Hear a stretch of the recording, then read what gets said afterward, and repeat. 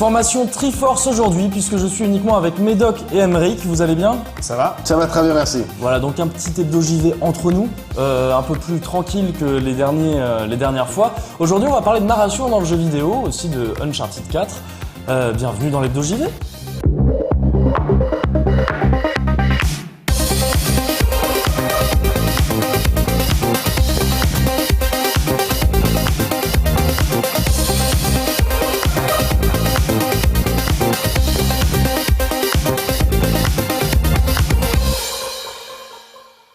Je vais pas vous l'expliquer à vous, vous êtes des habitués, on commence comme d'habitude par les news de la semaine, des 2 dernières semaines.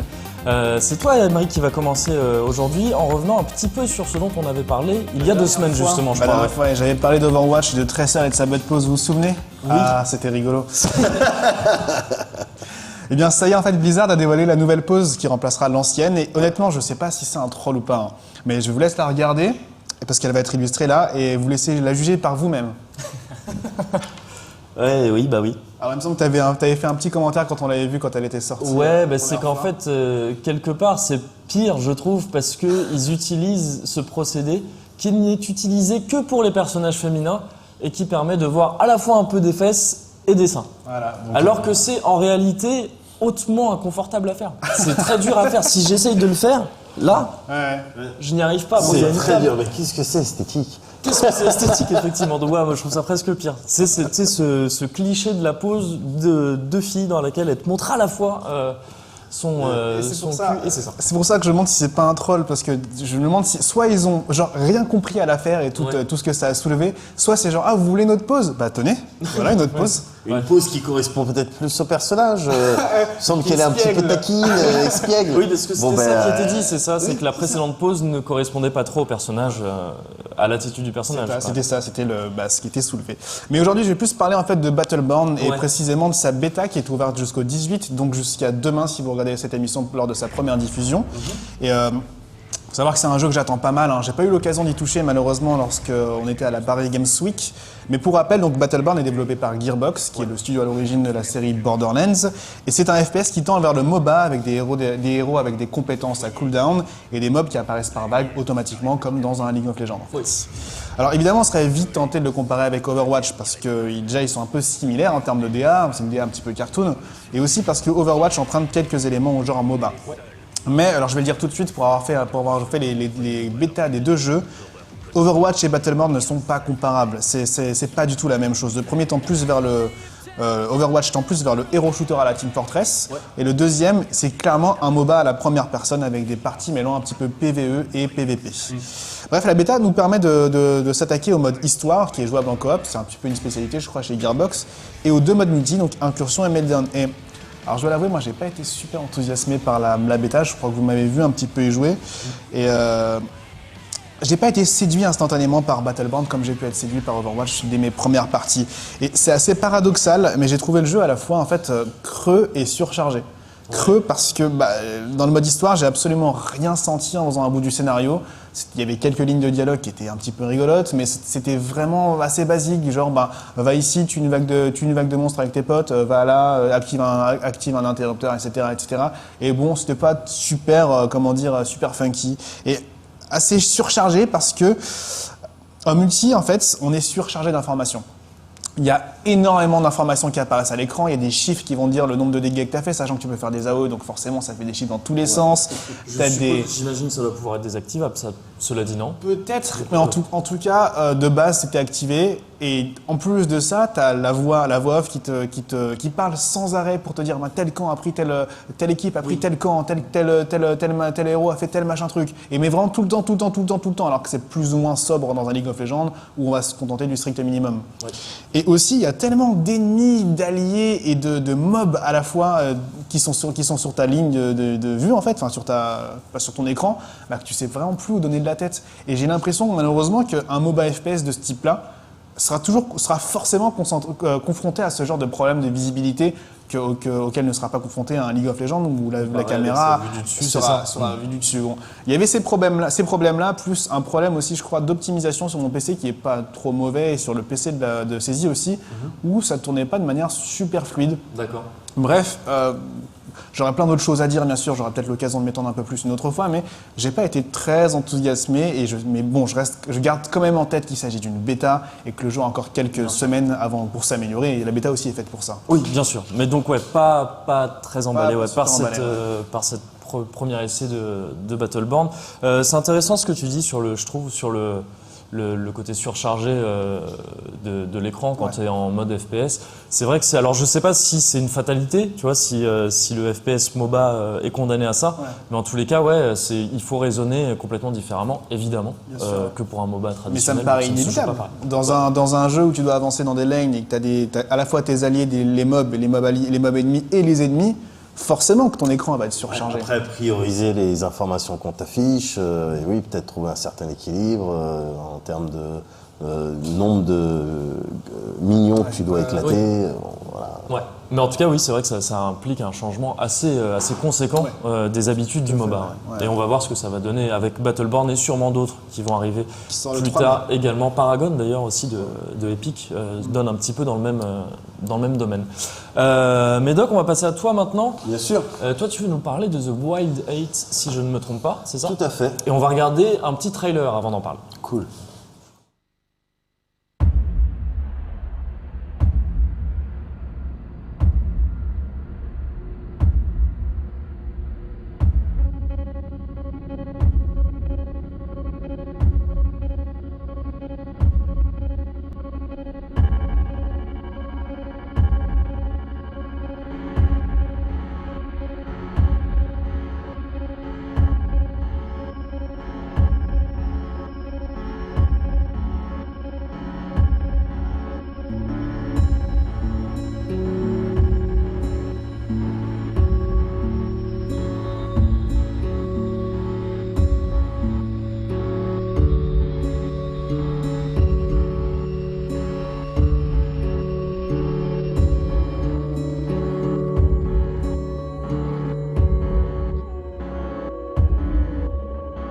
Most people take their lives for granted.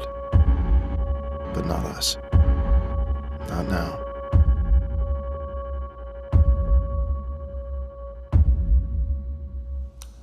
Ok, donc The Wild 8, j'aime bien ce trailer qui en montre pas énormément, mais j'aime bien l'ambiance. Donc vas-y, de quoi ça parle un petit peu The Wild 8, donc 8 personnes, 8 survivants, 8 galériens. Ouais. 8 survivants d'un crash d'avion au-dessus de l'Alaska, dans les grandes forêts d'Alaska, et qui vont se retrouver à devoir survivre dans ce milieu hostile à cause du froid, de la faim, de la maladie, des blessures, de la nature. Il y a un petit côté film avec Liam Neeson qui se bat contre les loups ou DiCaprio qui se bat contre un ours. Oui. Il y a tout ça, plus à tous ces dangers viennent s'ajouter un délire un petit peu mystique, des forces un petit peu maléfiques qui vont essayer de les mettre en galère.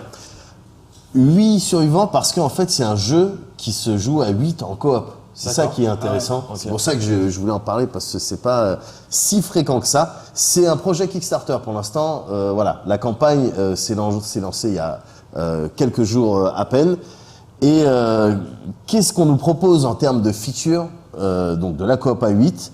Un aspect survival où tu vas devoir gérer ta faim, c'est-à-dire aller chasser, crafter des items, des outils pour t'en sortir, des armes, tout ça, tu dois gérer ta faim.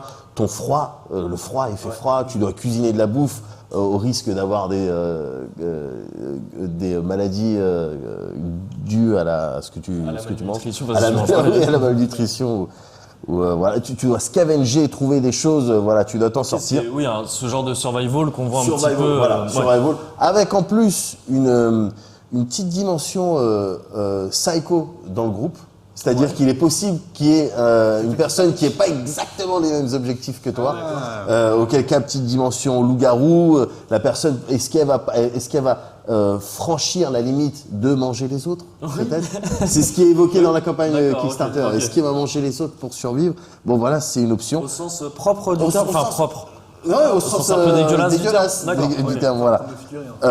On nous propose là à chaque partie, un nouveau layout, un nouvel agencement de map. C'est en fait, ça fonctionne par tiles, je sais pas comment on dit en français. Des cases, quoi. En des gros, cases, voilà.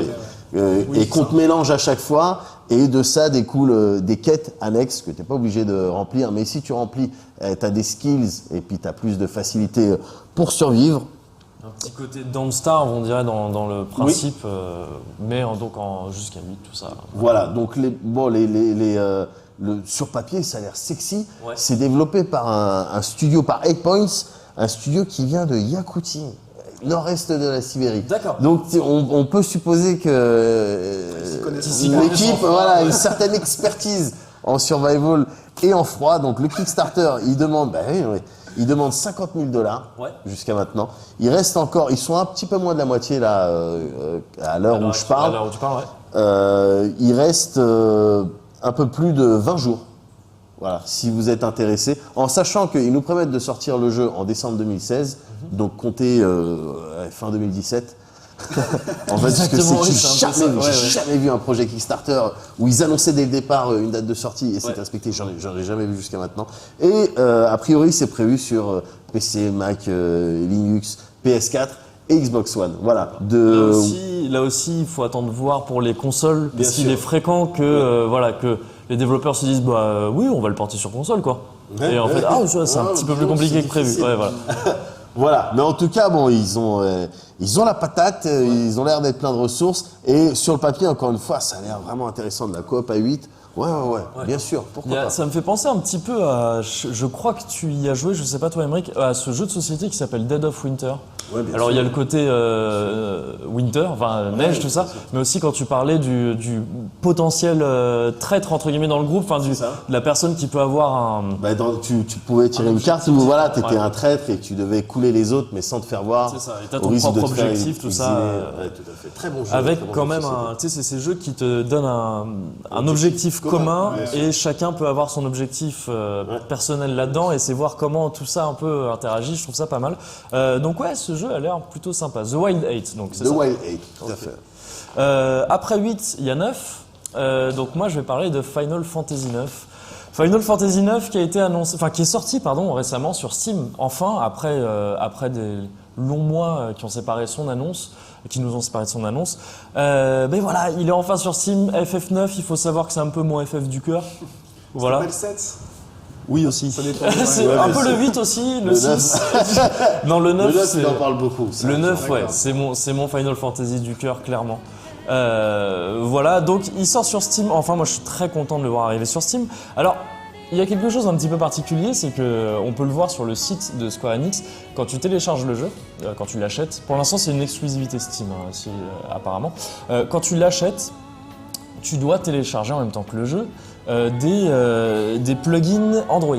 Donc visiblement le jeu serait plus ou moins une adaptation de la version mobile qui est déjà sortie depuis quelques temps du jeu, qui elle-même utilisait potentiellement des genres d'émulateurs PS1 pour faire tourner le jeu. Donc c'est un petit peu compliqué, tu vois, t'es sur ordi mais tu fais tourner un émulateur Android qui fait tourner un émulateur PS1, enfin un truc dans ce genre-là.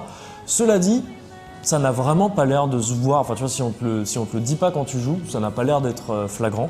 Le portage a l'air d'être de qualité. C'est-à-dire que c'est aussi une adaptation, en plus des petites fonctionnalités qu'ils mettent généralement dans ces ressorties du RPG, c'est-à-dire zapper les combats aléatoires, accélérer le jeu, parfois pouvoir sauvegarder un peu n'importe où, des améliorations de la qualité de vie du joueur, entre guillemets. Tu as aussi, par exemple, la possibilité de jouer un peu à la souris, presque comme un point and click, ce qui est plutôt pertinent dans ces jeux-là. Alors peut-être moins sur la carte du monde, en 3D, mais dans les décors que tu as partout, c'est plutôt pertinent. Il y a les cinématiques en HD, je vous laisse imaginer Alexandre contre Bahamut en HD, moi je suis déjà un petit peu fou.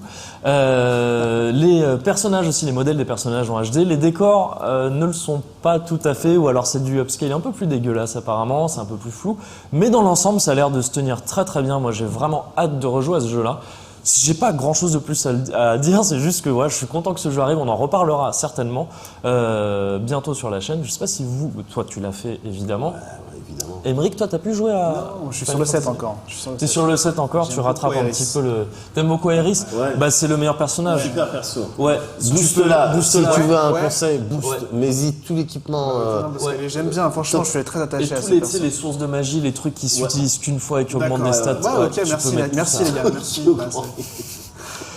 Bah écoute, ouais, bah, si tu apprécies FF7, après il y a Final Fantasy 9 qui t'attendra. Maintenant, on commence à avoir quasiment tous les FF dispo sur ordinateur, alors que c'était pas évident à une certaine époque. Il y avait que le 7 et le 8 qui étaient sortis, dans des versions un petit peu bizarres, avec des musiques un petit peu dégueulasses et tout ça. Là, c'est pas le cas sur le 9, ça fait plaisir. Voilà, c'est tout. FF du cœur, content, ce seront les mots-clés de cette actu. On va passer maintenant au reportage. Le reportage, c'est toi qui t'en es occupé, Médoc ? Bien sûr. C'est un reportage sur... Uncharted 4. Voilà, et là tu remarques qu'il y a une petite interaction dans la narration de cette Et émission. que je suis en train d'apprécier là. Voilà, En ce c'est moment, ça. Emmerich s'en souviendra. Tu narres tes propres aventures. On va parler effectivement de narration, mais avant ça, donc, on regarde un reportage sur Uncharted 4.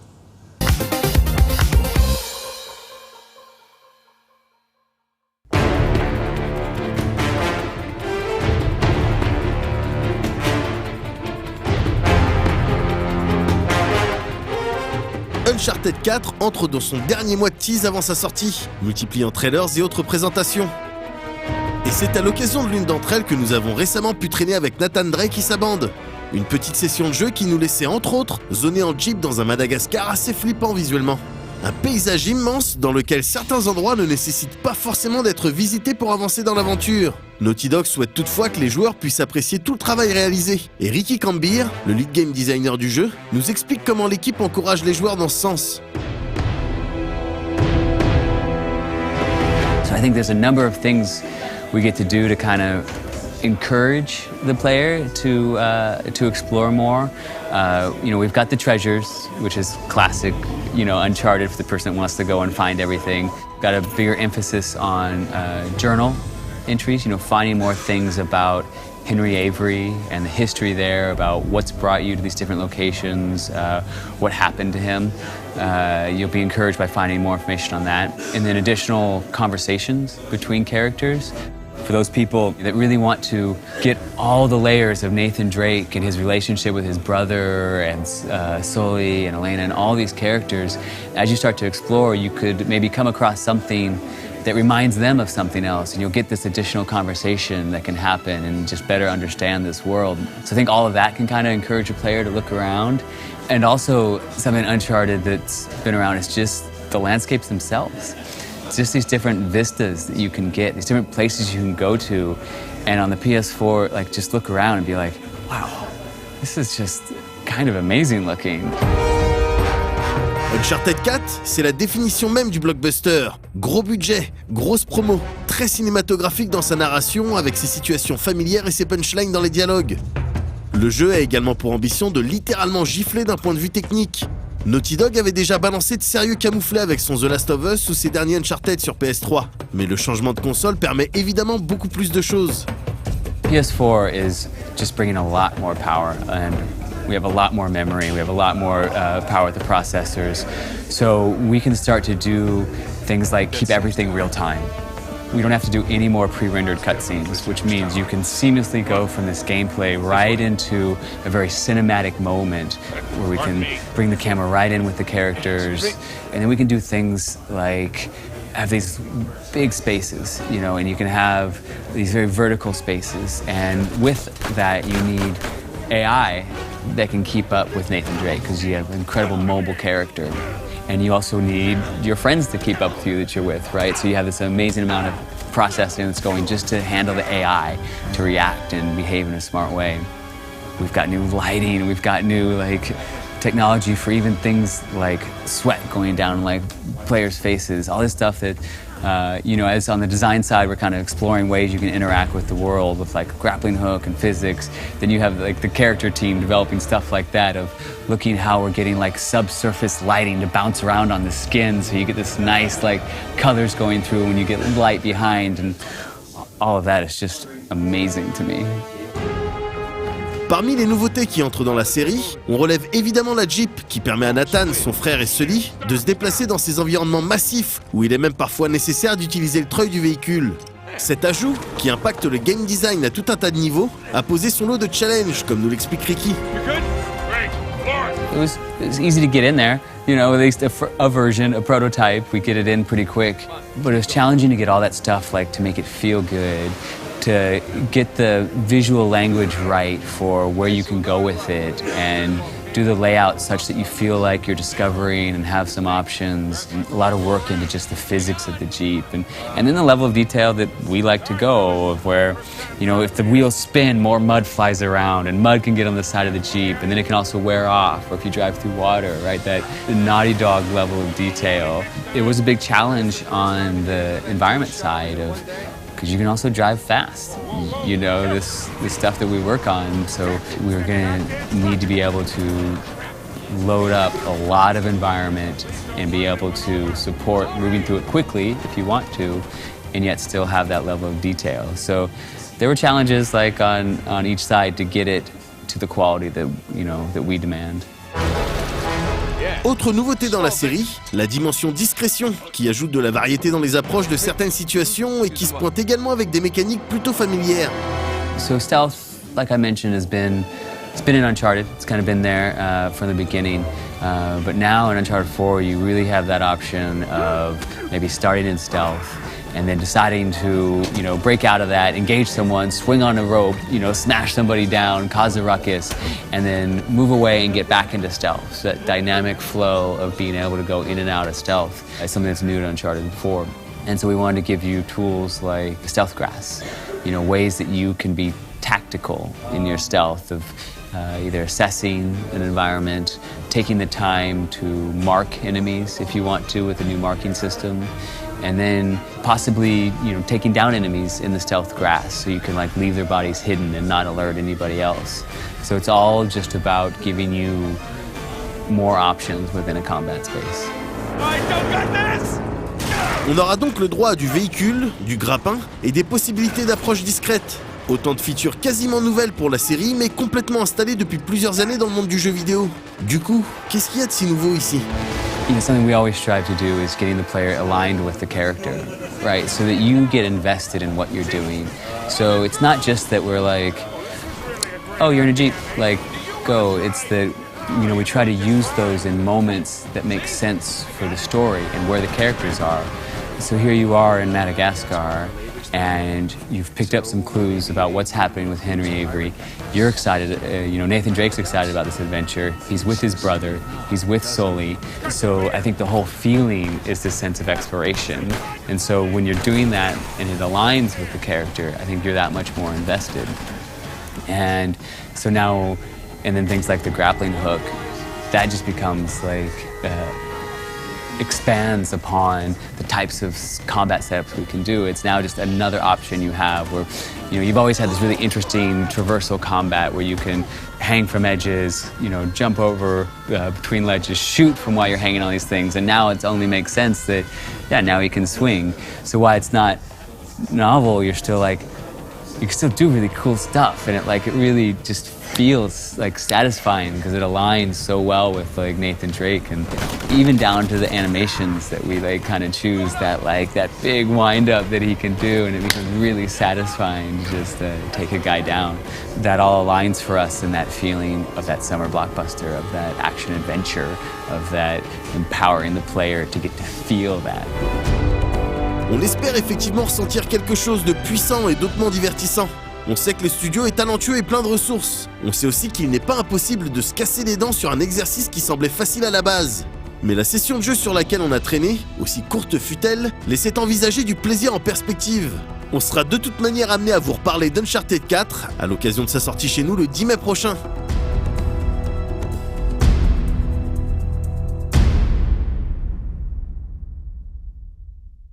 Uncharted pas forcément extrêmement original à l'échelle du jeu vidéo, d'après ce qui est dit par Ricky dans l'interview, mais cohérent. Ça a l'air d'être un petit peu le souci principal. C'est ça.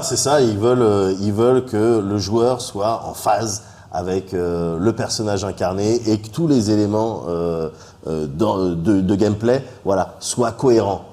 Voilà, c'est vrai que quand tu fais des aventures et tout, bon, ben, c'est vrai que t'as envie d'avoir un grappin. Bon, c'est vrai. Et que t'as envie de te balancer et mettre des coups. C'est vrai, j'arrive à comprendre son discours. Même s'il faut il faut bien relever qu'effectivement, c'est des mécaniques Qu'on a déjà qu'on pu a déjà voir vu quelque part. ailleurs, Alors effectivement. juste, moi j'ai des experts de Madagascar dans ma famille, il se trouve. Ouais. J'ai demandé, il n'y a pas de volcan comme ça à Madagascar. Hein. Ah ouais. On m'a dit, premier truc, non, il n'y a pas de trucs comme ça à Madagascar. Aussi, tu veux dire aussi Donc, massif cohérence, je sais pas. Ok, on fera remonter à Naughty Dog, pas de volcan à Madagascar. Est-ce qu'on peut appeler Madagascar la Corse? Enfin, pas de volcan comme ça. Est-ce que Madagascar c'est la Corse de l'Afrique? Un petit peu, je crois. Un petit peu. D'une Si certaine l'Afrique manière. était un pays, tu vois, de la même manière c'est que pas la France. d'accord. Ce sera le sujet du prochain Hebdo JV. En attendant, aujourd'hui, on va parler de narration. Justement, dans Uncharted 4, la narration, c'est assez important. Enfin, l'histoire et tout ça. On reviendra sur Uncharted 4, on le réutilisera en exemple, j'en doute pas. Donc narration dans le jeu vidéo. Alors la narration, c'est quand même quelque chose, c'est un sujet très large. Hein. Pour commencer, est-ce qu'on pourrait pas définir la narration déjà, pas forcément dans le jeu vidéo. C'est quoi la narration? Ah, la narration, pour moi, c'est la manière dont on va te raconter une histoire. Mais quand tu me parles de narration, en vrac, je pense à plein de choses différentes. Hein. Je pense évidemment à l'histoire, au scénario, mais aussi au décor, parce qu'un décor peut être une manière aussi de raconter une de histoire. manière générale, hein, pas forcément dans le jeu vidéo. Hein. De manière générale. Ouais. La narration, c'est ce que tu as dit, hein, c'est ça. C'est la manière dont tu racontes une À histoire. ne pas confondre, donc ouais, voilà. L'histoire c'est ce qu'on te raconte, la teneur des propos, des aventures, des événements, et la narration c'est la manière dont on te les raconte. Effectivement, ça c'est la narration, c'est partout. Maintenant, la narration dans le jeu vidéo, qu'est-ce que ça vous évoque? Tu commençais à dire décor. Les environnements d'une part, ça me paraît important. Ben, c'est ça qui est intéressant, la narration dans le jeu vidéo, c'est que on te montre des choses et puis il y a une notion d'interactivité aussi. Donc ça permet de faire tout un tas de choses pour le coup très intéressantes. Par rapport à du cinéma, tu veux dire, enfin par rapport à oui. du cinéma, du bouquin ou une narration Évidemment. qui est écrite à l'avance. Bien sûr. La narration du jeu vidéo, elle obéit un peu à des règles plus qu'à une écriture fixe avant. C'est-à-dire que ça peut changer selon ce que fait le joueur et tout ça. Effectivement, la narration dans le jeu vidéo, elle suppose forcément, enfin quasiment forcément, de l'interactivité. Maintenant, est-ce qu'on interagit directement avec la narration dans le jeu vidéo? Est-ce que c'est fréquent? En gardant en tête la distinction qu'on vient de faire entre narration et histoire, qui n'est pas la même chose. Il y a un certain nombre de cas, mais j'imagine qu'on va évoquer un peu plus tard dans l'émission, où effectivement, t'agis directement sur la manière dont on te raconte les choses. Alors, peut-être pas. T'as l'air d'être en plein doute. Je suis en pleine réflexion. Mais c'est vrai que moi j'ai tendance à confondre narration et histoire, donc c'est un peu compliqué. Après, la narration implique l'histoire, donc c'est normal que ce soit un petit peu mélangé, mais il faut bien faire la distinction, effectivement. Par exemple, tu vois, quand on te dit dans un The Walking Dead, par exemple, quand on te dit qu'est-ce que va faire Lee là, à tel moment donné, t'influes plus sur l'histoire que sur la narration. La narration, elle est fixe. Elle est fixe, oui, effectivement, elle ne bouge pas. Mais par contre, tu vois, est-ce qu'on peut pas considérer que le simple fait d'avancer dans un niveau, n'importe quel, prenons un jeu lambda, n'importe quel jeu de plateforme, disons, quand tu avances dans un niveau, est-ce que tu t'influerais pas sur la narration finalement? Vu que tu disais que la narration c'est aussi du décor, c'est aussi ce que tu vois dans les décors, ce que tu fais, etc. En tant que joueur, tu influes finalement sur la narration quand il y a de la narration, je veux dire, dans le simple fait de jouer. Ouais, tu vas influer sur son rythme en tout cas, ou peut-être que d'une certaine manière tu vas créer ta propre narration. Je sais pas comment dire, mais moi par exemple, c'est très très bête, mais dans World of Warcraft, je passais des fois du temps à regarder les décors et finalement je créais finalement l'histoire de mon propre personnage, ma propre histoire finalement. Même s'il y en avait une à part entière dans World of Warcraft et dans plein d'autres jeux quoi. Mais ça effectivement c'est un sentiment que tu as et que tu pouvais avoir en particulier quand tu avais connu l'époque où les jeux en termes de puissance graphique, on pouvait pas te montrer des trucs de ouf, donc tu étais obligé de faire preuve de beaucoup d'imagination et aussi tu étais plutôt prompt, mais je le suis encore aujourd'hui, à te faire tes propres histoires quand on te la raconte pas directement, quand on te la raconte pas de manière obvious. Je pense à plusieurs jeux, en particulier des roguelites, par exemple FTL, tu vois. Chaque run, Faster Than Light, chaque run est différent. Alors c'est évidemment agrémenté. Il y a un gros travail pour le coup sur la narration avec cet agencement de petits events aléatoires qui te font une histoire, mais tu te la fais aussi ton histoire. Oui. Tu vois, il n'y a pas de dialogue entre les personnages de ton équipage, mais voilà, il y a quelque chose, il y a une aura, il y a une race, et donc avec les races et les situations qui arrivent, il y a tout un tas de movies que tu te fais dans la tête. Et il y a plusieurs jeux qui t'invitent clairement à te faire toi-même tes histoires. Particulièrement en fait les jeux de rôle finalement, parce que c'est des personnages que tu crées toi-même Ouais, alors, généralement. les jeux de rôle, ouais, ça dépend. Enfin, ouais, ça dépend lesquels. Si on parle de RPG, de JRPG, on t'invite à rien réfléchir du tout. Hein. En fait, Tout est un technique. jeu où tu crées ton propre personnage, tu peux et un petit peu y injecter un Mais petit peu de cela dit, toi-même. tu vois l'exemple du JRPG, effectivement le scénario est fixe, enfin ça tu peux pas vraiment le changer à part peut-être un ou deux embranchements mais rapides. Mais en fait, en te baladant sur la carte du monde, en choisissant de retourner dans telle ville, à tel endroit, là justement, t'influes pas sur le scénario, mais t'influes presque uniquement sur la narration. Tu dis, l'histoire de mon personnage, elle va se dérouler comme ça. En fait, Cloud, il va décider, ou Jitan, vu qu'on parlait de Final Fantasy IX, il va décider de retourner à Traîneau, cette ville où il fait toujours nuit, parce que c'est cool, qu'il y a une chouette musique, et qu'il va jouer un petit peu aux cartes là-bas. Où il se fait, Alors qu'il faut aller sauver le Bien monde. sûr, et tu te fais régulièrement des sessions au Gold Saucer, alors qu'effectivement, il y a une comète qui arrive. Bien sûr, même si d'une manière générale, les JRPG, il y a une histoire à te raconter, et on va te la raconter dans l'ordre qu'on a prévu de te la raconter. Ouais. Et il y a même les relations entre les personnages, ne les fantasme pas, elles sont écrites aussi. Elles sont Ouais, écrites. c'est ça. Non, ça c'est son Avec, senpai. oui. Ça c'est voilà, c'est Effectivement. comme ça que c'est et pas autrement. Le maximum qu'on t'autorise parfois, c'est avec qui le héros va finir, Exactement. ou l'héroïne dans Avec les qui Star tu Ocean vas- par exemple. Voilà. Des trucs comme ça. Tu vas être dans le Gold Saucer avec Barrett, ce jeu, Tifa. oui, effectivement, pour ce petit tour du Gold Saucer. Alors, est-ce que vous pensez qu'on peut parler, là c'est de la narration d'histoire, dans le jeu vidéo comme ailleurs, mais est-ce que vous pensez pas que le jeu vidéo, dans le cas du jeu vidéo, on peut parler de narration ludique? C'est-à-dire qu'un jeu, contrairement à un film ou un bouquin, un jeu doit raconter son histoire, évidemment, mais aussi, il doit se raconter lui-même, c'est-à-dire ses règles. Comment il se joue, comment il marche. Là, je pense aux tutoriaux, en fait, tout simplement. Est-ce que vous ne pensez pas que c'est de l'ordre aussi un petit peu de la narration dans le jeu vidéo? Si, tout à fait, ça peut tout à fait être le cas. Moi, d'emblée, là, je pense à Mirror's Edge. Et je ne sais pas si vous vous souvenez un peu du tutoriel de Mirror's Edge, où en gros, il me semble que c'était une séance d'entraînement, où en fait, on apprenait aux joueurs à utiliser Face. Et Face, dans le jeu, elle, simplement, c'était de la routine pour elle, elle sautait à droite, à gauche. Et c'était à la fois du jeu vidéo et à la fois de l'histoire.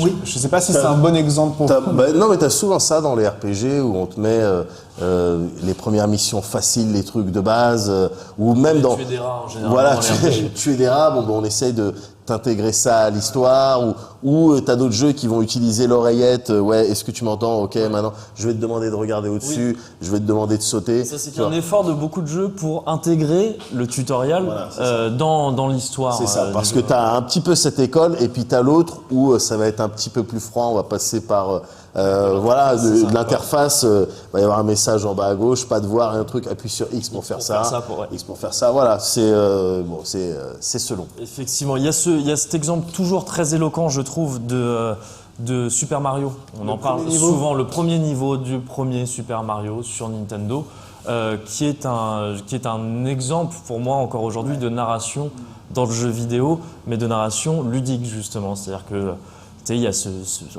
on a déjà parlé de tout ça plusieurs fois, mais ce champignon qui te donne envie de sauter dessus, ne serait-ce que par sa forme, le premier saut que tu fais facilement, le deuxième que tu fais un peu plus difficilement, etc. Tu comprends tout Mario en jouant au premier niveau. C'est de l'ordre du tutoriel, mais pour moi, ça touche aussi à la narration. Et aucune indication, par contre, contrairement à ce Voilà, qu'on vient de c'est ça. Mais du coup, ça demande à être un petit peu doué, et puis à savoir. Voilà, faut pas être à l'ouest quand tu te lances dans ce genre d'exercice. Parce que tu peux Faut être vite, doué. Après, effectivement, Mario, t'as deux boutons.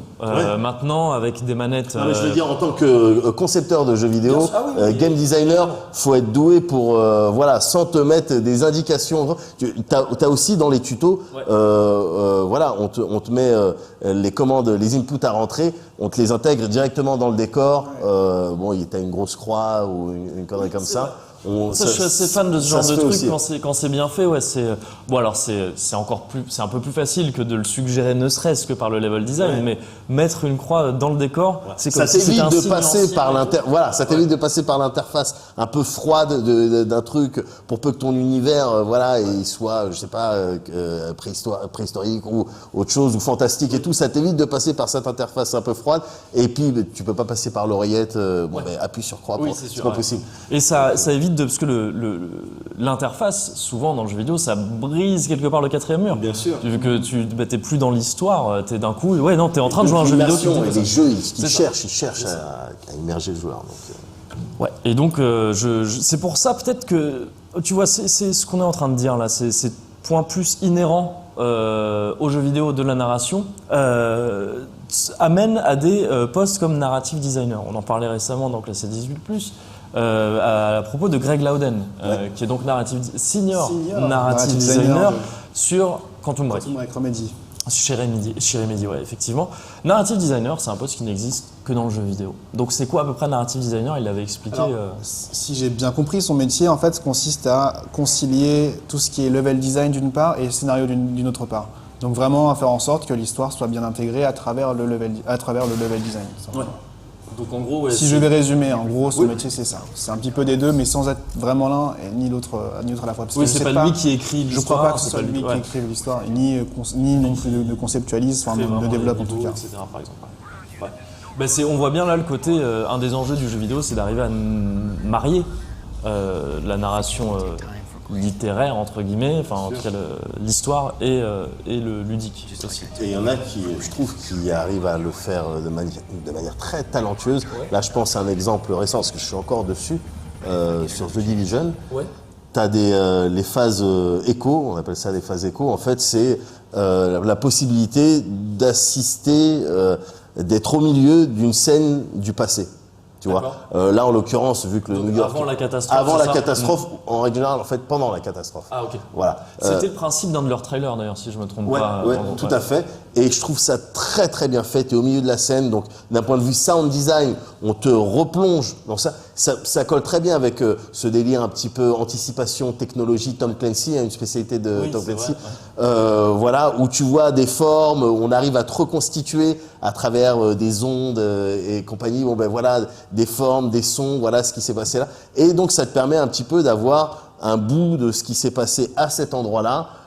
Et c'est à travers notamment les échos qu'on arrive à te transmettre toute cette violence qui a eu lieu lors du Black Friday, cet esprit un petit peu de Manhattan blessé, pour le moins blessé. Ouais. Je trouve ça vraiment bien fait. Et dans ces échos-là, tu peux te déplacer en tant que joueur, Tu te déplaces dans la et en scène fonction comme tu veux. de l'endroit de la scène où tu te trouves et du spot que tu décides d'activer, ben, tu vas entendre la conversation là de cette mère avec son fils ou de ce soldat qui commence à perdre un petit peu le contrôle ou de ces casseurs qui fomentent un truc. Voilà. Et tu vois tout ça au sein d'une même scène. Tu te déplaces et tu as un petit peu à la fois, ils réfléchissent en termes de déplacement, de chronologie, de ce qui s'est passé, d'abord cet event, ensuite cet event, mais au sein d'un même lieu, c'est très bien fait, c'est très intelligent. Je trouve ça vraiment très intelligent. Moi, ça me fait beaucoup penser aux phases d'enquête dans Batman, les Batman Arkham. Je sais pas si vous vous souvenez. Mais ouais, Où c'était bien sûr.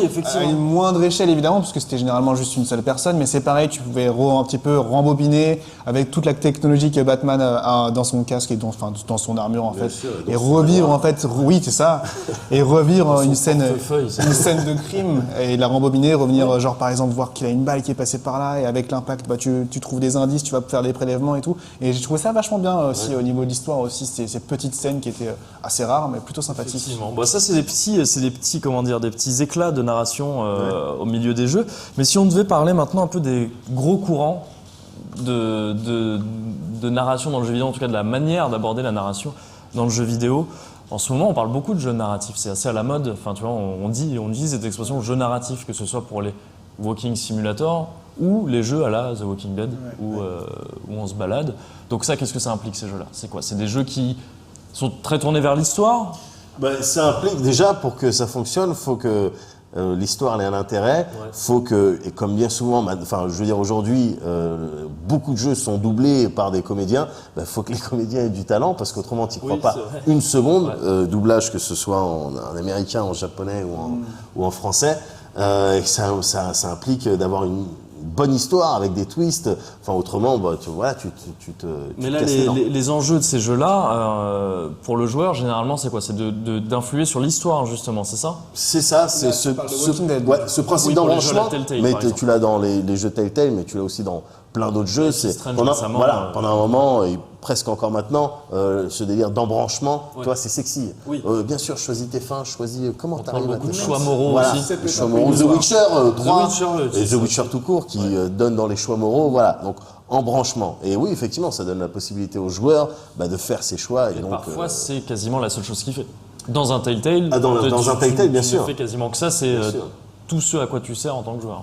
il y a quelques QTE, Oui, c'est vrai. voilà, pour un petit peu dynamiser quand il y a des. T'as l'impression que c'est pour pas que tu... Ouais, Pour pas que tu c'est t'endormes. ça. Mais bon, il y a aussi après il y a une science de ça, un Bien sûr, équilibre. bien sûr, ouais. On va te les mettre. Tu Il y a un parlais rythme. hier quand on en parlait de certains QTE particuliers, tu sais, où tu dois charger plus longtemps un bouton. Justement, c'est peut-être des éléments narratifs aussi où le jeu utilise sa sûr. grammaire, son langage, Bien sûr, dans les pour faire passer des choses. Dans les Telltale en particulier, il y a des passages où tu es amené à faire des inputs, à rentrer tes QTE que tu fais depuis le début du jeu. Tu les connais, quoi. Enfin, tu vois, tu laisses appuyer sur un bouton pour ouvrir quelque chose. Mais à des moments, on va te les ralentir, on va te les rendre un petit pas plus difficiles, mais en tout cas, on va mettre l'emphase dessus pour essayer de créer un panier d'intensité avec la musique, avec les images qu'on voit. Putain, ce QTE, je le rends tout le temps, mais là, c'est un petit peu plus, ouais. chose. Tu vois, Et quand ça, t'es là, t'as un flingue, et puis tu dois mettre. Est-ce que tu vas mettre ta balle? Est-ce que tu vas pas mettre ta balle? Tu vois, ça. Il y avait un truc comme ça à la fin de... Je leur dis pas trop, parce que c'est la fin de Metal Gear Solid 3. Tu vois, c'est ces choses où on t'oblige, où on te fait faire quelque chose, ça, on est complètement dans la narration appliquée aux jeux vidéo, mais à 100%, vu que c'est quelque chose d'inhérent aux jeux vidéo que le jeu utilise, donc ta manette, l'interaction, pour te faire passer quelque chose, pour te faire passer un élément d'histoire. J'apprécie en général particulièrement quand les jeux font ça bien. Parmi les autres grands courants, un petit peu, tu as justement la narration à la Uncharted 4. Alors là, en gros, c'est quoi? On dit, on va y aller comme un film hollywoodien. Là, quoi, c'est ça. du cinéma. C'est du cinéma, c'est-à-dire, c'est assumé, enfin, je veux dire, même au niveau de la mise en scène, c'est très cinématographique. C'est vrai que la narration a beaucoup attrait à la mise en scène aussi de manière générale. Voilà, donc là, et c'est de la punchline, et c'est des twists qui arrivent au moment où ils doivent arriver, comme dans les films, aux trois quarts, et voilà, après t'as un double twist à la fin, voilà, c'est ça. Les relations entre les gens, c'est de la punchline, des histoires un peu clichés, mais bon, après, quand t'écris ça bien, et puis quand tu fais doubler ça bien, ça peut donner quelque chose. Mais quitte à ce que le jeu soit un peu découpé parfois. On parle de Uncharted 4, mais c'est le cas dans, par exemple, The Last of Us aussi. En fait, la plupart des jeux Naughty Dog et des jeux de ce courant-là en règle générale, quitte à ce qu'il y ait un découpage un peu net et presque violent parfois entre les cutscenes et le gameplay. Alors là, vas-y. En l'occurrence, pour Uncharted 4, ça faisait partie de ses réponses quand je lui parlais je lui demandais, alors la PS4, qu'est-ce que tu peux faire avec? Et il me disait, typiquement, ça permet d'avoir des transitions, du seamless entre les phases de gameplay et les phases où on a envie de te raconter quelque chose, scénarisé, où on a envie de rapprocher la caméra pour que tu te tchatches. Voilà, c'est seamless, ça. C'est vrai que c'est un enjeu qu'on entend souvent de la part des développeurs, ça. Bien De sûr. dire, on veut que ce soit, qu'il y ait plus vraiment de différence entre la cutscene et le gameplay. Un feeling que tu retrouvais du reste dans le GTA V.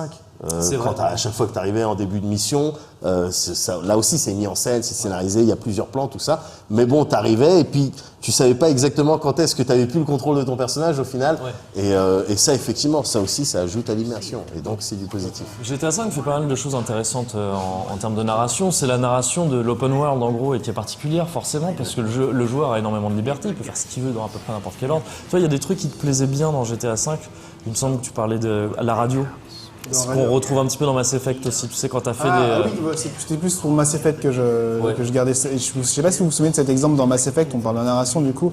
Dans le 1, quand on prenait l'ascenseur de temps en temps, on pouvait entendre à travers la radio, en fait, à travers, je crois que c'était un cast journaliste, enfin genre une émission à la radio simplement, un journaliste qui te disait en gros, qui racontait au public de Mass Effect, au public virtuel de Mass Effect, les exploits de Shepard. Et donc en fait, ça faisait avancer l'histoire, les tiens finalement, et que tu entendais de manière neutre, mais qui n'était pas directement adressé, mais je trouvais que ça ajoutait énormément de choses à l'immersion. Ces petits moments-là où tu entends la rébellion sur telle planète s'est arrêtée grâce au commandant Shepard. C'est quelque chose qu'on a dans GTA V aussi, quasiment tout le temps. Il y a certaines stations de radio qui te disent, qui te parlent de ce qui a été fait par toi, en fait, le joueur avant. Et c'est vrai que c'est assez sympa, ces trucs-là. Dans les courants de narration, moi je trouve qu'il y a aussi la narration comme, comment dire, récompense, entre guillemets, ou en tout cas comme... C'est qu'on te met en récompense d'objets à collecter. Assassin's Creed, par exemple. Assassin's Creed, t'avais ce délire de voilà, quand tu poussais le jeu et tu cherchais à faire les quêtes annexes et les quêtes sous-annexes. Enfin, vraiment le truc, tu récoltais des bouts de vidéos qui au final te faisaient une vidéo en entier et t'en apprenais plus sur... Au sens littéral du terme. Ouais, voilà, vas-y, tu vas découvrir des morceaux de puzzle narratif. Voilà, c'est exactement ça. Mais Assassin's Creed, pour le coup, spécialise dans ce délire. Mais t'as aussi d'autres jeux, plus récemment comme Layers of Fear, que tu peux, voilà, dans lequel tu peux tracer. Tu vis l'expérience, tu flippes et tout, mais tu peux, si tu veux, ne pas chercher à ouvrir chaque tiroir, chaque truc pour lire des documents. Mais si tu t'amuses, si tu prends le temps de le faire, bon ben là t'as toute une histoire, tout un background. Tu connais les relations que le personnage principal pouvait avoir avec sa femme ou sa fille. Voilà, c'est beaucoup plus étoffé et donc potentiellement beaucoup plus kiffant parce que beaucoup plus immersif. Je dis ça depuis le début parce que l'immersion, pour moi, c'est un des facteurs principaux du kiff dans un jeu vidéo. Mais moi, je suis d'accord, j'aime bien quand c'est un complément, tous ces documents que tu as récupérés et que ça enrichit le background, l'histoire du jeu, mais que tu puisses avoir quand même un bout d'histoire, en tout cas comprendre l'histoire sans faire ces trucs-là. Parce que j'ai l'impression que là, il y a un courant qui se crée. Alors, je sais pas si c'est vraiment un courant, mais là, dernièrement, j'ai fait la critique de Adrift, qui se basait quasi entièrement là-dessus.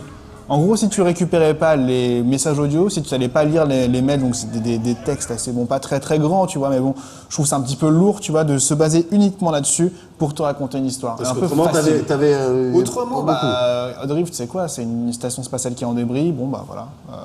Qu'est-ce que tu veux apprendre? Si tu veux savoir ce qui s'est passé, il fallait lire tout ça. C'est vrai qu'il y a ces éléments narratifs à collectionner, en gros, à ramasser, ça se fait de plus en plus, mais c'est pas récent hein, non plus. On a le souvenir encore un petit peu paniqué, en tout cas pour ma part, de certains RPG japonais, des Star Ocean 3, des FF12, 13, où si tu lisais pas le codex, les fameux codex, où tu avais c'était quoi le nom exact? Bon, je sais plus, il y avait un nom qui revenait souvent pour ce qui n'était pas codex, je sais plus. Mais les gens, je pense que les gens comprennent quand on dit codex, c'est dedans qu'on te met toutes les races, toutes les planètes, toute l'histoire des peuples. Et en gros, si t'allais pas là, parfois, tu passais à côté de plein de choses. Tu passais à côté de plein de choses. C'est peut-être un peu facile, de la part du jeu vidéo de dire, tiens, vas-y, tiens, on t'a écrit ça, lis-le. Et ça, pourtant, je suis persuadé que la première fois qu'on a vu ça dans un jeu vidéo, on a dû péter un câble. On a dû trouver ça trop se dire, bien. oui, il y a des infos en plus, c'est cool. Des vrais livres que tu peux collectionner et que tu peux vraiment les lire. Mass Effect, le premier, il te faisait ça, et d'ailleurs les autres aussi, ils te faisaient ça, c'est-à-dire, il y avait une histoire, il y avait les personnages, il y avait un background, il y avait tout ça, on pouvait pas dire qu'il était faible au niveau de l'histoire, mais tu avais un codex et qui était, si je dis pas de bêtises, qui était spiqué. Spiqué, ouais. Donc tu vois, pas pour tout, je crois. Peut-être pas pour tout, mais pour les trucs les plus importants, c'était expliqué. Et j'avais trouvé cet effort vraiment, vraiment bienvenu, vraiment agréable, parce que effectivement, tu te poses là et puis on va te parler de ce système ou du premier contact entre les Turiens et les humains. Enfin, tu vois, je trouvais ça. Voilà, tu te poses. Voilà, tu connais pas l'univers, mais t'écoutes, j'avais trouvé ça vraiment bien. De ce côté-là, j'avais bien aimé, moi, la solution BioShock à ça. C'est-à-dire, alors, fallait pas en abuser trop non plus, et BioShock en abusait peut-être un peu trop lui-même, mais tu sais, ces petits... enregistrement audio, ouais, ça avait un nom, Voxophone, quelque chose comme ça, un nom un petit peu bizarre dans ce sens-là, dans ce genre-là, que tu ramassais. Et en fait, ils se lançaient par défaut. Enfin, tu pouvais, quand tu les ramassais, les lancer automatiquement. Et t'entends l'enregistrement de quelqu'un. C'était souvent des dialogues ou quelqu'un qui s'était enregistré, tu vois, un journal, par exemple. Bien sûr. Et tu sentais que le jeu prévoyait souvent, savait où t'allais les ramasser, vu que c'est lui qui te les a mis là. Il prévoyait qu'en continuant à marcher, tu vois, il te mettait un petit couloir après ou des trucs où il allait pas se passer grand chose, de sorte à ce que en continuant à jouer, tester les informations. Et ça, je trouve ça pas mal. Je trouve que c'est un effort. Déjà, le fait que ce soit doublé, comme tu dis, comme c'est le cas dans Mass Effect, mais aussi de te dire bon, tu vas jouer en même temps, quoi. Tu vas pas juste aller dans un menu. Bien sûr. Tu pouvais les reconsulter par le menu après, mais de base, on va pas te demander d'aller dans un menu, de lancer un truc pour avoir des infos et reprendre le jeu après. Je trouvais ça pas mal. Un autre jeu qui reprenait un peu ce concept de codex et qui le faisait de manière super ludique, c'était Metroid Prime, le premier, qui te permettait de scanner l'environnement. Et tu n'étais pas forcément obligé de le faire, mais tu en apprenais beaucoup, tu en apprenais énormément sur... là, par exemple, moi, cette poutre est en telle matière, et tu sais qu'en lisant les descriptions de tes armes, par exemple, tu savais que telle arme était forte contre telle matière, donc tu pouvais buter ce truc-là simplement en sachant, en lisant tout ça, et tout ça de manière ludique, puisque tu devais scanner, il y avait un petit côté interactif avec ce scan. Juste, c'était rien qu'une barre qui se remplissait, mais ça rendait le truc cool. Ludique, quoi, tout simplement. Ouais. Et moi, j'ai passé énormément de temps à lire tous ces textes, alors que je l'aurais peut-être pas fait si c'était juste un bouton sur lequel il fallait cliquer, qui aurait eu un texte assez lourd à lire. Il y avait Transistor qui était bien de ce côté-là aussi, je trouvais. Il t'encourageait à utiliser des compétences qui te donnaient des informations, plus tu les utilisais de telle ou telle manière. Très malin. Transistor, très malin.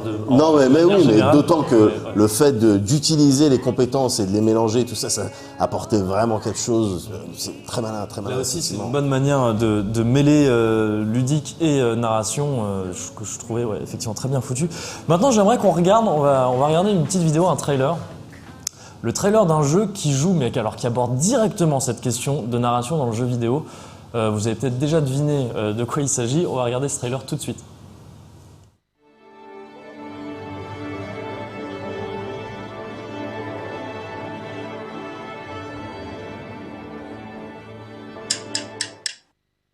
This is the story of a man named Stanley.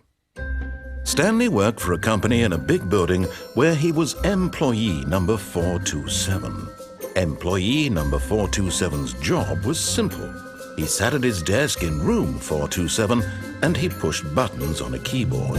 Orders came to him through a monitor on his desk, telling him what buttons to push, how long to push them, and in what order.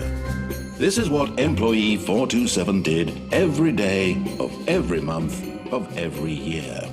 And although others might have considered it soul-rending, Stanley relished every moment that the orders came in, as though he had been made exactly for this job. And Stanley was happy.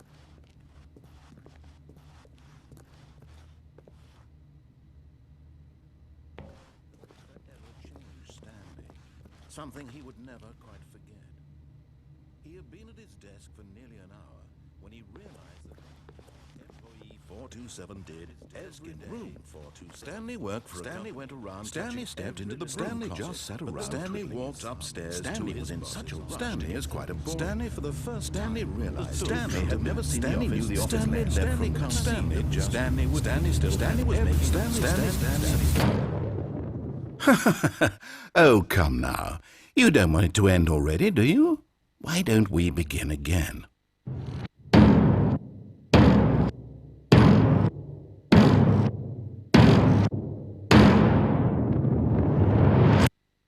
Wait, how did you do that?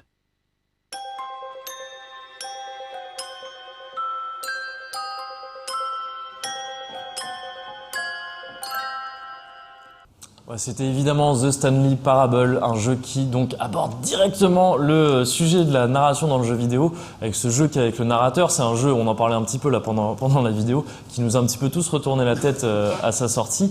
Comment il joue avec ça, Stanley Parable? Il joue, il s'amuse sur plusieurs niveaux. Ouais. Et déjà, il y a en vrac, il y a une dimension lecture des habitudes de joueurs, avec laquelle, du coup, le jeu va jouer. Il sait ce que tu vas faire, il sait ce qu'un joueur fait en règle générale, et à partir de là, vu que tu as cette voix, le narrateur omniprésent, c'est facile de jouer avec toi. Et donc, t'as l'impression de t'être fait calculer. Tu sais plus. Ce jeu, il m'avait défoncé, d'autant que Il me semble, si je dis pas de bêtises, c'est toi qui nous en avais parlé, qui nous avait à l'époque, à Thierry et à moi. Ah, du jeu, tu veux dire? Ouais. Possiblement. Et tu nous avais dit juste, faut y jouer quoi. Un petit peu à l'image de ce qu'on voyait au début du trailer de Rock Pepper Shotgun là, qui disait je peux pas vous le dire, ça va spoiler, mais faites-moi confiance. Jouez-y. Ouais. Et moi, j'étais parti dans cet état d'esprit-là. Et donc, automatiquement, je m'étais fait molester mentalement dans tous les sens. Enfin... Effectivement, d'ailleurs, là, on va pas trop en dire non plus, au cas où certains d'entre vous ne l'auraient pas encore fait. Mais si le sujet de la narration dans le jeu vidéo, tout ça, vous intéresse, c'est un jeu à faire parce qu'il montre très très bien les paradoxes que ça peut engendrer. Voilà, et comment on peut jouer, comment un jeu vidéo peut jouer avec le concept de narration. C'est Stanley Parable. C'est pas pour rien qu'on en a entendu parler partout quand c'est sorti. Je l'ai joué une fois, mais j'ai fini. Ce que je disais juste avant. Oui, quoi, donc, oui, c'est pas très long en plus. Ça se fait assez rapidement. Il y a plein de fins, il y a plein de. Il y en a tellement. Plein d'embranchements. Oui, aussi. Encore une fois, ils jouent un peu avec tout, avec toutes les possibilités. Mais faut vraiment ceux qui l'ont pas fait et qui sont un petit peu dans le jeu vidéo, faut vraiment. Le faire. On les encourage à nouveau à le faire comme on l'avait fait à l'époque de sa sortie. Maintenant, j'aimerais qu'on parle un petit peu des jeux qui nous ont marqué chacun en termes de narration, c'est-à-dire des jeux vidéo qui nous ont marqué. Il y en a plein pour plein de raisons, mais les jeux qui vous ont marqué pour leur narration. Moi, d'emblée, il y en a 3 auxquels je pense, dont 2 dont on a beaucoup parlé là pendant cette émission. C'était Mass Effect, les 2 premiers, donc Mass Effect et Walking Dead saison 1, parce que c'était 2 jeux qui ont réussi à tellement m'impliquer dans le jeu. Je crois que je l'ai dit à plusieurs reprises, mais j'étais tellement impliqué dans l'histoire que lorsque j'y jouais peut-être 2-3 heures par jour à chacun des 2. J'étais plus Emmerich, tu vois. J'étais soit dans l'Apocalypse Zombie, soit commandant Shepard. Et j'avais plus l'impression d'être sur mon canapé. J'étais vraiment dans l'aventure en train de faire les choix. Et parce que les choix moraux, des fois, étaient difficiles. Dans Mass Effect, tu avais des moments où, genre, j'ai posé ma manette et je me suis dit, mais qu'est-ce que je fais? Est-ce que j'accepte que les Gates meurent ou au contraire, est-ce que je penche plus du côté de telle autre race? Et il y avait vraiment, c'était des vrais choix, tu vois. C'était pas juste, lui meurt ou elle meurt. C'était vraiment, ok, là il y a des implications. Il y avait des choix aussi comme ça. Il y avait des choix comme ça. Mais là, ces choix en particulier, je me suis vraiment posé en me disant, mais qu'est-ce que je fais? Et contrairement à Walking Dead où tu as moins le temps, il faut vraiment que ce soit super rapide, t'as pas le temps de réfléchir, donc c'est vraiment le premier truc qui te vient à l'esprit, et des fois c'est pas la bonne idée, et donc t'es un petit peu frustré, mais aussi dans la vraie vie t'auras peut-être mal agi aussi, tu vois, face à un zombie, ou par exemple quelque chose comme ça. Non, c'était vraiment, ces 2 jeux-là, je les ai vraiment adorés pour ce côté-là. La narration elle-même, ou c'est plus le scénar que t'as apprécié de ces jeux-là? C'est-à-dire l'histoire qu'on t'a racontée. Le scénar d'une part, mais la narration aussi qui te permet de faire des choix. Le fait que de faire des choix, moi j'aime bien. Faire des choix, et avec cet aspect en plus, en l'occurrence pour les jeux Telltale, de temps qui défile, et donc bien sûr, de prendre des trucs, et que je trouve très intéressant. Et ça aussi j'ai l'impression que c'est un petit peu usé jusqu'à la corde aujourd'hui. Mais en tout cas, en tant que tel, c'est un principe intéressant, effectivement. Voilà pour les 2 premiers jeux. Le 3e jeu, c'est aussi un jeu auquel j'ai beaucoup joué, beaucoup parlé, c'est Majora's Mask. Qui je trouve arriver à faire quelque chose de super au niveau de l'histoire, enfin au niveau de la narration aussi, de raconter l'histoire de plein de personnages différents et sur des timelines différentes, puisque je le rappelle, à chaque fois que tu sauvegardais, enfin en tout cas dans la version originale, tu revenais dans le passé. Et finalement, donc, à l'échelle de quelques jours, c'est ça? À l'échelle de 2-3 jours. 2-3 jours, et c'était super triste. Parce que à chaque fois, tu faisais le héros, tu faisais des quêtes, tu accomplissais des missions qui étaient importantes ou moins importantes, mais tu avais le sentiment d'avoir accompli quelque chose pour une personne. Bon, ça reste un jeu vidéo, mais tu avais ce petit sentiment. Et le fait de revenir dans le passé, donc d'oublier, donc toi, tu as récupéré un objet qui va être important pour ta quête, mais ce que tu as fait finalement n'influe en rien sur le destin de cette personne-là. C'est la narration qu'on appelle la narration Juva-Man, je ne cite pas de marque, c'est-à-dire le fait de répéter plusieurs fois la même chose, le même message, le fait de répéter le même message, répéter le même message. C'est cette narration-là. Une narration type pansement aussi. Type pansement, effectivement. C'est un pansement pour des héros, par exemple. Si on devait qualifier ce pansement. Une narration héroïque, quelque part. Oui, c'est ça. Toi, de ton côté, Médoc, justement, vous venez de dire héroïque. Ouais. Moi, bizarrement, alors même que je suis vraiment complètement client des histoires un petit peu classiques de cette narration l'hollywoodienne ou L'hollywoodienne. à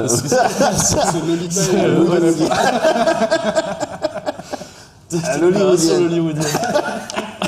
On va le garder, parce que ça c'est bon ça.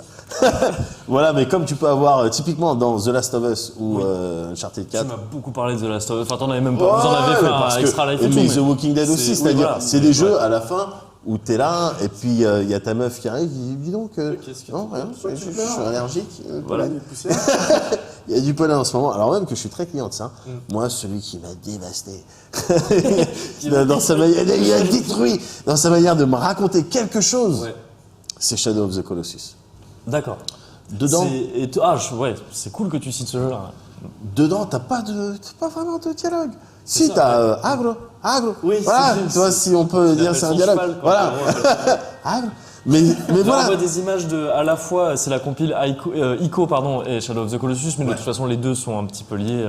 Voilà. Et c'était histoire d'avoir des images un peu plus HD de ces jeux. Mais voilà un jeu dans lequel t'as pas de voix off qui te dit et maintenant le héros parcourait les plaines de trucs. T'as pas de dialogue, t'as pas tout ça. Ouais. Pourtant, quand il joue, une fois que tu l'as terminé, si, on t'a raconté une histoire, t'as vécu une histoire et elle était riche. Oui. Tu vois, c'est ça qui est, voilà, preuve que à travers les décors, à travers le sound design, la musique, bien sûr qu'on te raconte des choses avec la Et musique. ce que tu fais aussi. Évidemment, Et le jeu, enfin, tu vois, le fait de grimper sur ces colosses, de les abattre. De les abattre. Pourquoi, au final? Mais voilà, ça, c'est l'évidence qu'à travers les actions que tu fais, ça raconte quelque chose, mais à travers la musique, Oui, bien sûr. là, on te dit, attention, là, c'est épique, là. Écoute, c'est épique. Du coup, dans ta tête, ok, non, c'était un combat épique. Et tu y repenses, putain, ouais, c'est vrai que c'était épique. Tu vois ce que je veux dire? C'est une tragédie, au final, c'est une tragédie. Pour ceux qui ont terminé. Complètement. Pour ceux qui ont terminé le jeu, voir comment ça se termine, bon, il y a des notes d'exploit, mais c'est tragique, ça te fait les feels, et pourtant, on t'a rien dit. Ouais. C'est pour ça que je trouve ça super chouette de t'entendre parler de ce jeu, parce que c'est un jeu, à première vue, on dirait, il n'y a pas de narration, il n'y a pas de scénar. Alors que t'as si, il y a 3 un lignes au univers. début, peut-être 3 lignes à la Bien fin, sûr, et c'est il y a tout. l'univers, mais voilà, quand tu vois ces grandes étendues, ces grands paysages, et puis ce royaume un peu, t'as l'impression que t'es dans un royaume, mais qui est mort, ou en tout cas, il n'y a plus rien qui s'y fait. Alors même qu'on pourrait faire des choses. Bon voilà, il y a un background, il y a quelque chose qu'on essaie. À la fin, les prêtres et tout, ok, tu peux essayer de mettre des noms, des enjeux sur certaines choses, et au final, ça te fait une histoire riche, alors même qu'il n'y a pas une phase de dialogue ou de voix off. Moi, ça me fait énormément penser à, je vais pas refaire mon plan culte, mais à Super Metroid aussi, où il y a quasiment aucun dialogue. Enfin, il n'y a pas de dialogue en fait, il y a eu quelques lignes de texte au début. Et quand même, à partir de ça, ils arrivent à te faire vivre des émotions, à te faire ressentir des émotions. La fin de Super Metroid, je vais pas la spoiler, mais elle m'a particulièrement touché. Il n'y a pas d'autres jeux qui ont réussi à me toucher comme la fin de Super Metroid, où ils arrivent à te établir une relation entre toi et le Metroid que tu vois au tout début. Et tu ne le vois pas beaucoup de fois finalement au cours du jeu. Tu le vois 2-3 fois, je sais plus à peine. Mais il se passe quelque chose, je vais pas spoiler. Et t'as les feels, comme tu dis.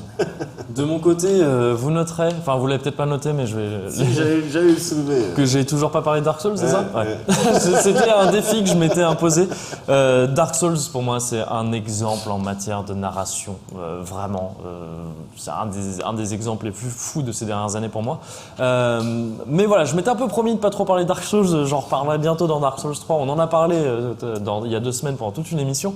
Moi, un des jeux qui m'a vraiment marqué, le jeu qui m'a marqué le plus en termes de narration, c'est un de mes jeux préférés, ça l'a longtemps été, avant Dark Souls, c'est Silent Hill 2. Silent Hill 2 parce que Silent Hill traditionnellement c'est portes fermées. C'est ce level design un peu labyrinthique pour rien alors que tu es dans des bâtiments de la vie réelle qui parfois ont des murs un peu dégueulasses en peau, mais ça part d'un hôpital, ça part d'une école, d'une mairie, des choses comme ça. Et pourtant, voilà, t'as un level design complètement aberrant, voilà, avec toutes ces portes. It's locked. Et donc tu te dis c'est chiant, tu vois. Sauf que dans le 2, ils ont utilisé toute cette grammaire du jeu pour servir le propos, donc le scénario, donc l'histoire. Donc pour moi, la narration passe par ce que tu fais. Je peux pas là en parler trop sans spoiler complètement le jeu et ce serait dommage parce que la manière dont, justement, c'est aussi la manière dont tu comprends un peu ce qui se passe, qu'on t'avait dit dès l'introduction, qu'on est en train de voir là, en fait, une fois que tu sais quel est quel est le principe du jeu, de l'histoire de James, le héros. Tu te rends compte que dès l'introduction, tu avais mis tous les signes pour que tu comprennes dès le départ.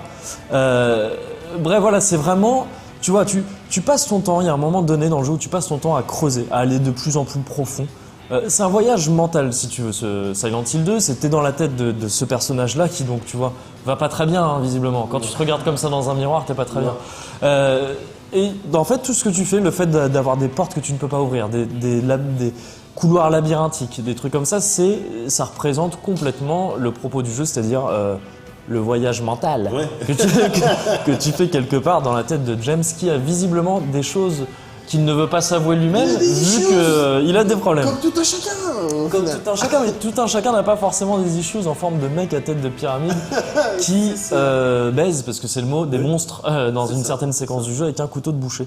Voilà, c'est pour moi. Alors, c'est un jeu qui est assez glauque, tout ça évidemment, mais je trouve que l'histoire qu'il raconte est magnifique et bien que sombre, et la manière dont il raconte, voilà, c'est un des jeux vidéo qui m'a le plus marqué à ce niveau-là, parce que, et ça va être la conclusion de cette émission, ce qu'on attend, on va voir un peu ce qu'on attend chacun de la narration dans le jeu vidéo. Moi, c'est exactement ça. C'est-à-dire que ce que j'attends de la narration dans le jeu vidéo, c'est que on ne la considère vraiment comme de la narration appliquée au jeu vidéo. Qu'on ne fasse pas comme, j'ai l'impression que c'est trop souvent le cas, un scénario qu'on colle à un jeu, ou un jeu qu'on colle sur un scénario. Je sais pas dans quel ordre c'est fait, mais j'ai souvent l'impression que c'est comme ça, que c'est deux trucs qui cohabitent, et ça forme... On va dire que ça forme un jeu vidéo au final. Par exemple, tu vois, c'est le cas quand on te coupe complètement des cutscenes. C'est le cas de tous les Assassin's Creed du monde, où tu joues, hop, tu fais tes cabrioles sur les toits et tout, et puis d'un coup, attends, petit temps de chargement, écran blanc, cutscene, et puis tu reprends, tu joues. Je trouve ça très dommage. J'adore quand des jeux comme Silent Hill 2, ou Dark Souls, ou plein d'autres, Hyper Light Drifter plus récemment, prennent en compte le joueur dans leur narration. C'est-à-dire que c'est soit le joueur qui, par ses actions, qui va influencer la narration, ou alors le joueur qui doit mener quasiment une enquête pour comprendre l'histoire. Voilà, moi c'est ça que j'attends vraiment de la narration dans le jeu vidéo. De ton côté, toi Mehdi, tu parles beaucoup d'immersion depuis le début. Parce que, encore une fois, c'est essentiel. Et du coup, vu que moi je suis peut-être un petit peu... Je suis exigeant, hein, mais bon, je suis bon public. Moi, tu peux me raconter une histoire comme tu la raconterais au ciné ou dans un bouquin. Si elle est bien racontée, si l'histoire est bien, si l'histoire elle est bien, oui, parce bien sûr, qu'elle est bien, effectivement, ouais. si elle est bien racontée et bien jouée, convaincante. Là, je pense à The Last of Us depuis tout à l'heure, parce qu'il y a des figurines qui sont juste ici. Mais voilà, tu vois, c'est une histoire, tu aurais pu le voir au cinéma, quoi. C'est juste, c'est bien joué, et du coup, moi, ça me va. Il y avait Ellen Page. C'était pas vraiment elle. Non. Voilà. Si c'est bien, bon voilà, moi j'attends deux choses. Soit qu'on me raconte une histoire, si tu as envie de me la raconter façon classique, raconte-la moi. Bien, quitte à ce que ce soit académique. Voilà. Soit, en termes de ce que j'attends de la narration, surprends-moi. D'accord. Comme a pu le faire de Stanley dont on parlait tout à l'heure. Voilà. Ou d'autres jeux où attends, j'étais pas au courant de comment t'allais me délivrer ton histoire. Voilà. Surprends-moi, quelque chose d'original, ou raconte-moi mais quelque chose de convaincant, de bien joué, avec une histoire intéressante. Même si tu tombes dans des clichés, c'est difficile de les esquiver tout le temps. Ça me fait penser là que j'aurais dû citer, je suis désolé, Chrono Trigger, la scène du procès où justement le jeu se sert de ce que tu as fait en tant que joueur avant pour avancer un des éléments centraux de son intrigue en début de partie en tous les cas. Voilà, donc toi, je le cite vite fait parce que une émission sans parler de Chrono Trigger n'est pas une bonne émission. Donc c'est bon. De ton côté, tu peux parler d'Overwatch si tu veux, mais sinon, toi, ce qui t'a beaucoup marqué en termes de narration. Je rejoins vos deux avis, et ce que j'attends de la narration finalement. Ce que tu attends de la narration, j'étais toujours sur la question. C'est qu'elle arrive à être transparente, finalement à me faire oublier que je joue à un jeu vidéo et à réussir à m'impliquer en tant que joueur dans une histoire, comme a réussi à le faire, comme je l'ai cité avant, donc Mass Effect et Walking Dead. Si un jeu arrive à me faire ressentir ça de nouveau, je serai content, mais genre totalement content. Donc c'est vraiment ça que j'attends, de l'immersion évidemment, de l'écriture du scénario qui est évidemment importante, et de l'implication du joueur. D'accord. Ok, et on va voir dans les prochains mois, prochaines années, ce que le jeu vidéo nous réserve de ce côté-là. La réalité virtuelle peut changer certaines choses ou amener de nouvelles challenge. possibilités. Jouer avec le regard, c'est un peu déjà le cas dans Layers of Fear, t'en parlais. Voilà, on va voir un peu ce que va donner tout ça. Plus proche de nous, on va se retrouver dans 2 semaines pour un nouvel Hebdo JV dans lequel on parlera d'autres choses. À dans 2 semaines.